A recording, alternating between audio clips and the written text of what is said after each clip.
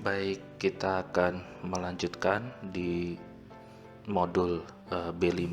Kita akan membahas berkaitan dengan metamorfisme. Jadi segmen 1 ini merupakan pendahuluan untuk model sederhana untuk kita bisa memahami berkaitan dengan heat transfer yang berhubungan dengan proses metamorfisme. Baik, untuk pendahuluan metamorfisme adalah proses yang juga dikendalikan oleh transfer dan pembentukan panas, dikendalikan oleh transfer panas dan pembentukan panas. Dan pemahaman tentang constraint dari model thermal yang akan kita buat, terutama untuk menjelaskan metamorfisme, penting dalam upaya untuk menganalisa kondisi tektonik dan model thermal masa lalu. Ini juga didasarkan pada bukti metamorf yang tersedia untuk para ahli geologi saat ini, misalkan batuan-batuan metamorf yang sudah tersingkap di permukaan begitu. Jadi dengan mempertimbangkan panas yang akan ditransfer melalui konduksi, kita mempelajari evolusi termal dari beberapa model kerak bumi secara 2 dimensi, dan mungkin ada beberapa yang 1 dimensi untuk kasus penyederhanaan. Nah, berbagai rezim, ada istilah rezim lempeng tektonik di bumi mengindikasikan suatu batuan berada pada kondisi di berbagai tekanan dan temperatur yang mengarah ke berbagai jenis mineral metamorf dan batuan metamorf. Jadi kalau kita hubungkan metamorfisme dengan tektonik lempeng, ya kita mencoba melihat secara sederhana dari diagram ini, meskipun ini adalah hasil penelitian yang mungkin relatif sudah jadi dilakukan banyak orang. Di sini kita bisa melihat PT diagram, pressure temperature diagram, atau ada juga yang menyebutkan diagram fase beberapa untuk kasus yang sejenis untuk fase, misalkan liquid dan sebagainya. Di sini ada beberapa batas. Di sini ada pressure, ada temperatur untuk skala vertikal, skala horizontal. Ada juga yang membuat pressure ini menggunakan skala terbalik ke bawah, karena itu berhubungan dengan kedalaman.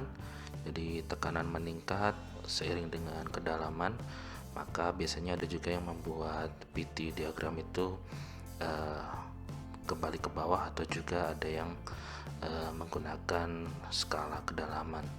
Nah, dari sini mungkin ada beberapa feature atau kurva secara termodinamika yang sudah dikenal. Ada kurva bentuk seperti ini, biasanya dikenal dengan beberapa mineral yang sudah dijelaskan di materi termodinamika, dan juga di sini ada beberapa pembagian zona-zona berkaitan dengan kondisi geologi. Di sini memungkinkan berhubungan dengan tekanan yang sangat tinggi dan juga temperatur yang sangat tinggi untuk membantu menjelaskan kondisi yang jauh di bawah permukaan bumi.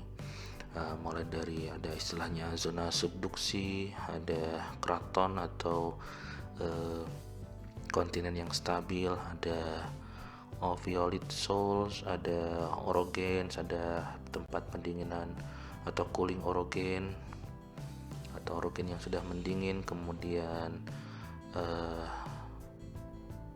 kerak benua yang tersubduksi, dan seterusnya.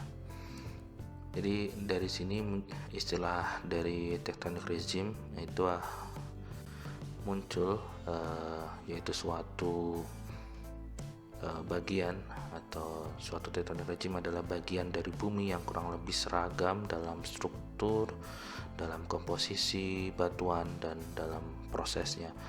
Pengelompokan tectonic regime biasanya contohnya adalah seperti kontinen atau kerak atau kraton yang stabil, kerak benua stabil atau berumur yang lebih tua begitu ya. Kemudian ada oceanic basin, ada untuk tectonic regime di oceanic basin ada lainnya seperti divergen, ada convergen, ada transform, hubungan antara plate tektonik, dan juga ada yang lain berupa hotspot ya, kalau istilah untuk tectonic regime. Beberapa ada yang melampaukan seperti itu. Nah, beberapa tempat tersebut memungkinkan variasi tekanan dan temperatur yang berbeda, dan ini menyebabkan jenis mineral metamorf dan batuan metamorf dapat terbentuk, dan lokasinya kita temukan di daerah-daerah dengan karakteristik yang seperti itu. Ya, beberapa mungkin kita bahas istilah-istilah yang di sini. Untuk kontinen yang stabil dan relatif dingin dengan gradien termal relatif normal sekitar 20 Kelvin per kilometer. Sedangkan untuk daerah orogen adalah lokasi di mana terdapat penebalan kerak, magmatisme, dan elemen radioaktif yang menyebabkan temperatur yang tinggi. Misalkan ini bisa jadi lebih menebal. Ini kita lihat ada indikasi menebal dari ilustrasi kita. Kemudian untuk cooling orogen, ini adalah lokasi penipisan kerak pasca orogenik dan berhentinya magmatisme menyebabkan pendinginan ke gradien termal normal. Jadi setelah pasca orogenik, terus kemudian biasanya kita kenal ada gunung mati atau berhentinya magmatisme, itu akan menyebabkan pendinginan ke gradien termal yang lebih normal atau yang lebih stabil. Kemudian ini ilustrasi untuk Mid Oceanic Ridge, lokasi di mana air laut juga sudah dijelaskan di segmen sebelumnya dapat masuk ke kerak samudra, sehingga sekitar pusat penyebaran dasar laut ini ada juga yang dipanaskan dan dikeluarkan kembali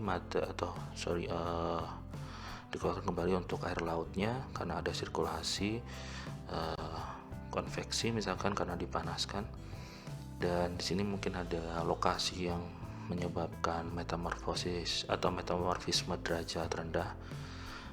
Biasanya di situ ada juga istilahnya di sini adalah oviolit. Nah, ini berkaitan dengan thrust zone atau sesar naik di bawah litosfer samudra yang sangat panas, yang terletak pada Pacific continental margin, ya berbeda dengan metamorfisme dengan pressure dan temperatur relatif rendah lainnya. Nah, di situ mungkin kita akan ketemu dengan thrust zone yang relatif memberikan gradien metamorf terbalik. Jadi ada temperatur yang tinggi yang relatif dekat di permukaan, dan semakin ke bawah ada temperatur yang lebih rendah, kemudian kembali lagi menjadi temperatur yang semakin meningkat. Ya, mungkin nanti kita akan coba lihat di segmen selanjutnya. Nah, terkait dengan zona subduksi, lokasi dengan proses subduksi yang cepat memasukkan material dingin ke dalam mantel dan menghasilkan metamorfisme dengan derajat temperatur dan tekanan yang tinggi. Metamorfisme bertekanan sangat tinggi. Di sini ada ultra high pressure misalkan. Itu misalkan ada bagian dari material kontinen yang tersubduksi dan kemudian mungkin masuk sejauh misalkan 200 km, dan mungkin ada yang dikembalikan lagi ke permukaan, dan situ akan ada yang menyebabkan proses metamorfosis dengan pressure dan temperatur yang sangat tinggi karena sudah masuk ke dalam dan ada yang kembali lagi materialnya. Ya, kurang lebih berkaitan dengan metamorfisme seperti itu. Ada beberapa hal yang berkaitan dengan tektonik ya. Nah, pada slide selanjutnya untuk metamorfisme kita akan mencoba memahami dari geotherm pada kerak bumi di kawasan kontinen atau kerak benua. Nah, contohnya itu kita hanya membahas di kawasan ini, meskipun kita tadi kenal ada beberapa lokasi. Jadi ada beberapa ini bagian samudra, tapi kalau kerak benua kurang lebih di sekitar sini ya berarti ya. dari ilustrasi yang mungkin kita akan mencoba melihat beberapa model sederhana terkait dengan geoterm yang mencoba menjelaskan metamorfisme dari model sederhana. Dari contoh-contohnya nanti kita akan menggunakan persamaan dua dimensi untuk transfer konduksi. Ya, ini persamaan yang sudah kita lihat, sudah sering kita lihat di segmen dan modul-modul sebelumnya. Mungkin kita tidak akan menghitung, tapi dari contoh-contoh dari model atau modul sebelumnya itu kita bisa mencoba melakukan analisis dan mencoba menghubungkan pemahaman dari beberapa hasil penelitian yang sudah ada.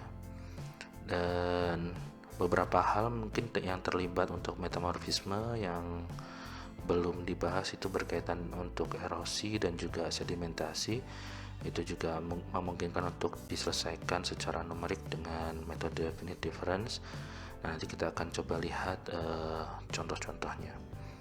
3 model yang akan coba diilustrasikan itu ada 3 berkaitan untuk model untuk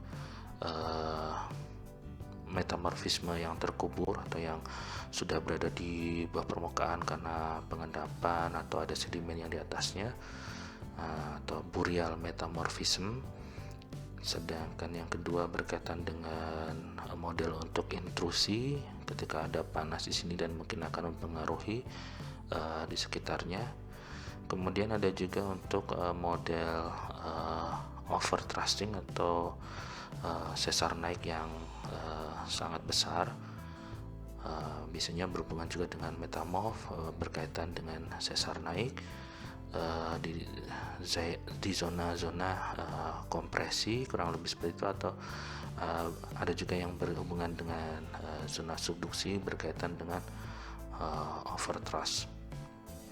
Nah, berdasarkan pemahaman yang sudah dijelaskan di awal tadi, karena hubungannya itu berkaitan dengan peningkatan atau variasi tekanan dan temperatur, batuan metamorf itu dapat diamati ketika sudah terekspos di permukaan akibat erosi atau akibat aktivitas tektonik. Nah, jadi dari situ prosesnya relatif berada di kedalaman tertentu dengan yang memenuhi kategori-kategori atau kelompok-kelompok metamorfisme tertentu. Karena itu memerlukan temperatur yang cukup tinggi, bisa akibat posisi yang lebih dalam atau dekat dengan sumber panas seperti intrusi, atau juga bisa berhubungan dengan tekanan yang sangat tinggi atau tekanan dan temperatur yang sangat tinggi berhubungan dengan posisi yang lebih dalam. Nah, posisi yang seperti itu kita perlu melihat hasil metamorfnya setelah ada proses erosi yang terjadi dan batuan metamorf tersebut tersingkap di permukaan. Nah, jadi untuk bagian awal ini mungkin diskusi kita untuk kasus yang hipotesis ya. Jadi misalkan kita asumsikan dulu untuk tidak adanya erosi dan pengendapan dulu. Nah, itu yang sederhana untuk model pendekatan kita untuk menggunakan konduksi. Nah, desain model ilustrasinya misalkan kita berhubungan dengan suatu endapan. Di sini ada sesar misalkan dari suatu batuan basement, kemudian ada pengendapan. Nah, biasanya ini bentuknya kurang lebih seperti ini. Jadi kita perlu penyesuaian untuk penyederhanaan, mungkin akan dibuat kotak saja dan buat simetri untuk satu sisi saja. Sedangkan untuk sisi yang intrusi juga mungkin ada beberapa bentuknya yang seperti ini, tapi kita akan coba modelkan yang sederhana dengan bentuk kotak. Nah, beberapa ilustrasi kita bisa melihat, nanti kita akan mencoba melihat dengan adanya peningkatan kedalaman berkaitan dengan temperatur dan tekanan yang meningkat, dan juga bisa mengakibatkan beberapa zona berhubungan dengan kontak metamorfism dan regional metamorfism dan juga kelompok yang lain. Jadi secara sederhana nanti kita akan coba lihat bentuk model yang seperti ini, dan juga ada parameter untuk melibatkan dan menjelaskan berkaitan dengan peristiwa metamorfisme kita. Oke, terima kasih.